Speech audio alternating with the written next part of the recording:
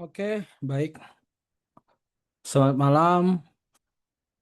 Perkenalkan, nama saya Agus Anwar dengan NIM 1921070 dari kelas 197B26. Oke, di sini saya akan mempresentasikan sebuah tugas akhir dari mata kuliah Arsitektur Enterprise dengan judul Penerapan Enterprise Arsitektur pada PropTech Studi Kasus Kosku. Oke. Bentar. Oke, di sini bentar saya perkecil dulu ininya. Baik. Di sini ada table of content. Yang pertama kita akan memulai dari latar belakang. Yang kedua ada enterprise arsitektur. Yang ketiga ada pembahasannya itu TOGAF ADM. Dan yang keempat ada rancangan proyek. Dan terakhir adalah kesimpulan dan saran. Baik.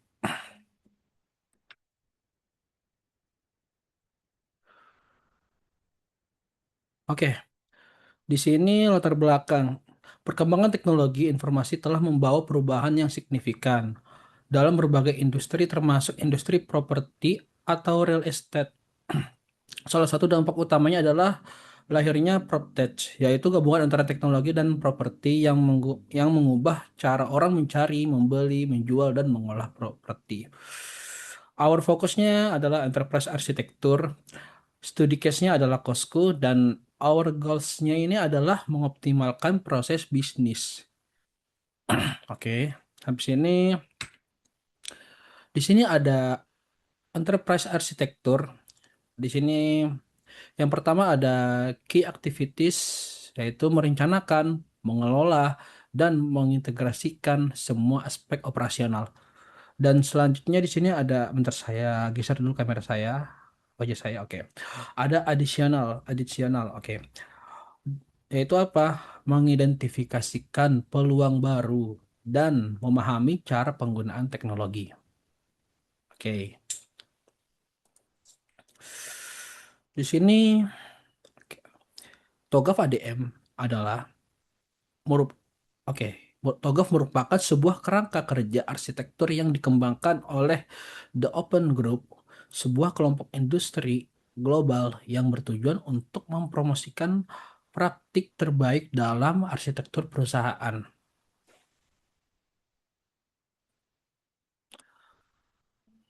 Oke, kita sekarang masuk ke fase satu. Fase satu yaitu prem- preliminary. Di sini ada sebuah table, ada prinsipal, deskripsi, dan rasional. Yang pertama di bagian prinsipal ada customer centric approach. Oke.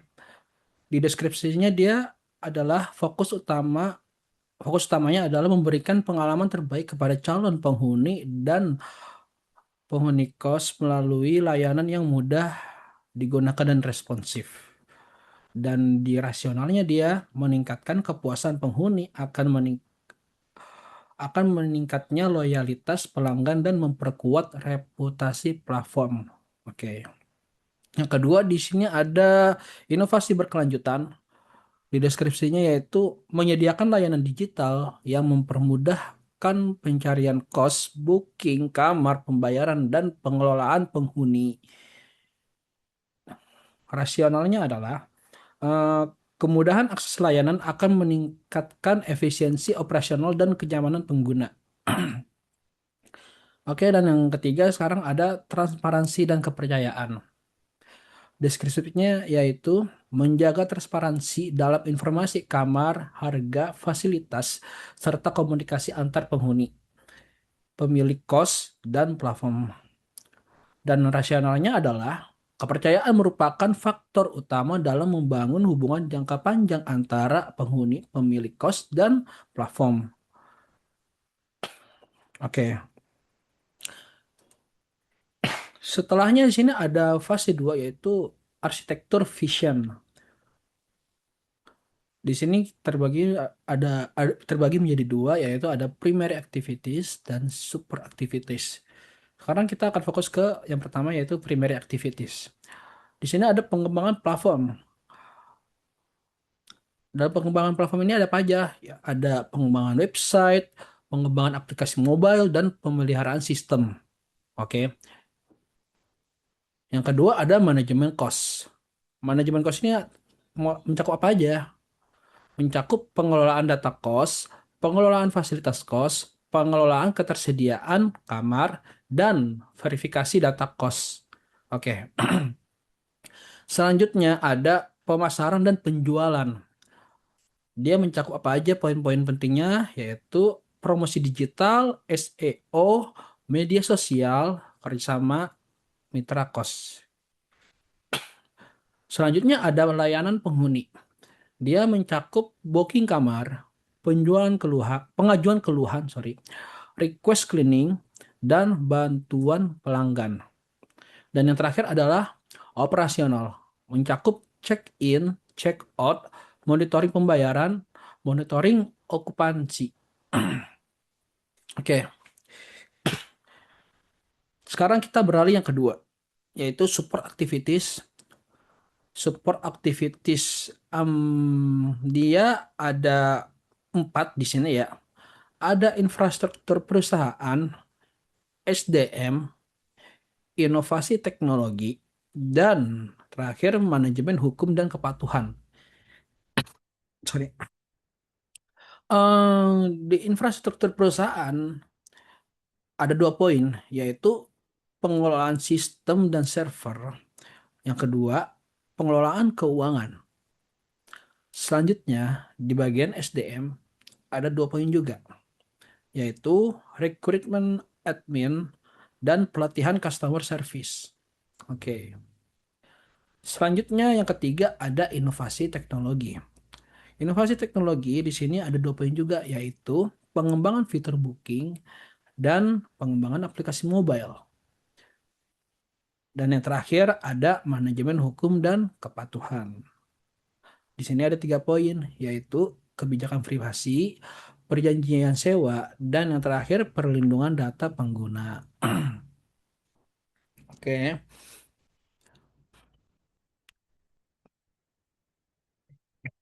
sekarang kita lanjut ke fase 3, yaitu bisnis arsitektur. Ini sebenarnya seperti table.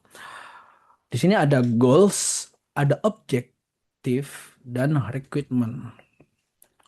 Kita ke bagian pertama dari goals, yaitu meningkatkan kemudahan pencarian dan pemesanan kos secara digital. Objektifnya adalah menyediakan platform yang memungkinkan pengguna mencari dan memesan kos dengan cepat dan mudah. Rekrutmennya adalah mengembangkan fitur pencarian fitur mengembangkan fitur pencarian kos, fitur booking online, informasi kos yang lengkap dan notifikasi booking. Selanjutnya nomor 2 ada meningkatkan kualitas layanan penghuni. Di objektifnya adalah menyediakan layanan penghuni yang responsif dan terintegrasi. Dan rekrutmennya adalah menyediakan platform untuk pengajuan keluhan, request, request cleaning, bantuan pelanggan, dan tracking status pengajuan. Dan yang poin ketiga dari goals ada meningkatkan efisiensi operasional dan pengelolaan kos.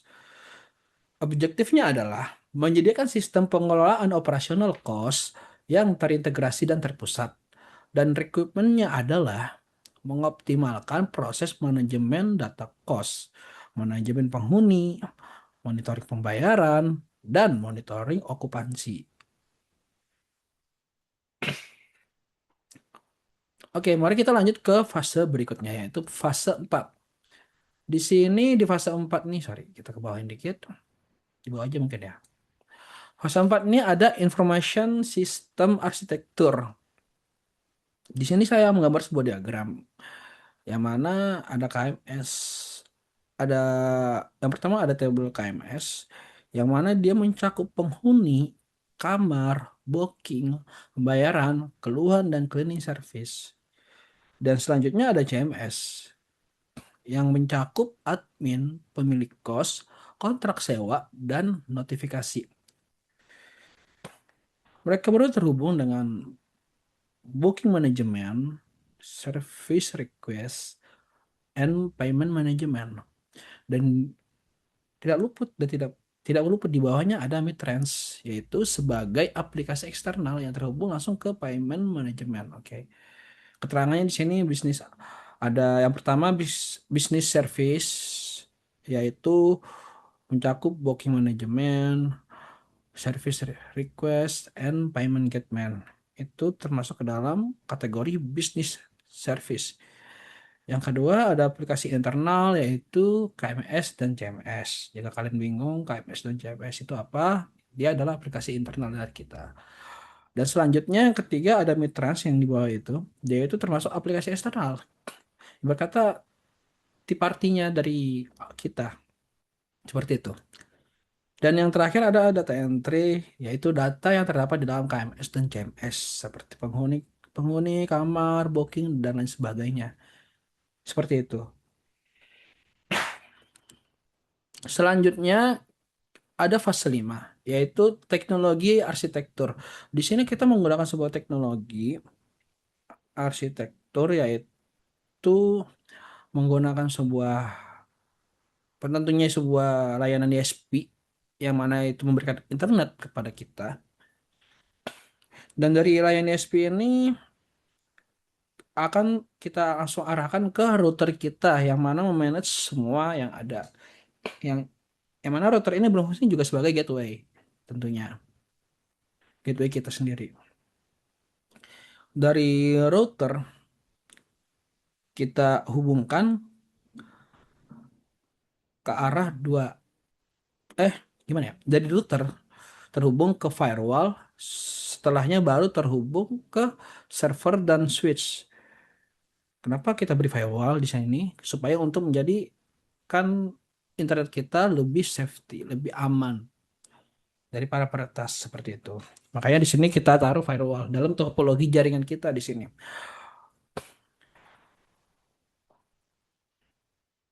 Dan dari sini, dari switch bisa kita lihat di sini dari switch dia baru terhubung ke klien. Siapa aja kliennya? Penghuni kos, admin, dan lain sebagainya yang ada di sana. Entah itu terhubung eh, secara menggunakan kabelan atau menggunakan WiFi seperti itu. Itu kurang lebih seperti ini untuk topologi jaringannya di di kosku, di studi kasus kosku ini. Oke, ini fase 5 ya. Untuk selanjutnya fase 6. Fase 6 ini juga sebuah table yang mana ada existing arsitektur, solusi, dan future arsitektur. Yang pertama di existing arsitektur ini ada belum tersedia sistem layanan penghuni terintegrasi. Solusinya di add. Dan future arsitekturnya adalah service request untuk keluhan dan request cleaning. Yang kedua, ada pencarian dan pemesanan kos masih dilakukan secara manual. Solusinya replace. Selanjutnya, future arsitekturnya adalah platform pencarian dan booking kos online. Dan terakhir ada pembayaran masih dilakukan secara transfer manual dan konfirmasi melalui chat.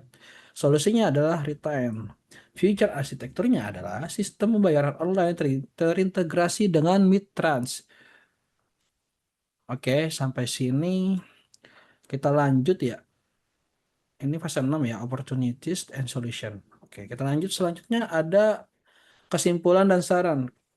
Penerapan penerapan enterprise arsitektur menggunakan TOGAF ADM pada platform Cosku membantu merancang proses bisnis, sistem information, dan teknologi yang terintegrasi untuk mendukung layanan pencarian, pemesanan, pembayaran, serta pengelolaan kos secara digital.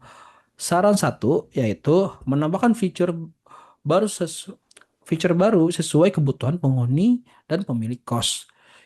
Saran kedua adalah melakukan monitoring dan evaluasi terhadap performa sistem untuk memastikan layanan berjalan optimal. Dan saran yang ketiga adalah memberikan pelatihan kepada admin dan pengelolaan sistem agar dapat memanfaatkan teknologi secara maksimal. Kurang lebih seperti itu untuk kesimpulan dan sarannya. Oke, baik. Mungkin sekian dari saya, Agus Anwar, untuk presentasi pada malam ini. Terima kasih telah meluangkan waktu untuk mendengarkan presentasi saya ini. Saya ucapkan terima kasih banyak. Wassalamualaikum warahmatullahi wabarakatuh.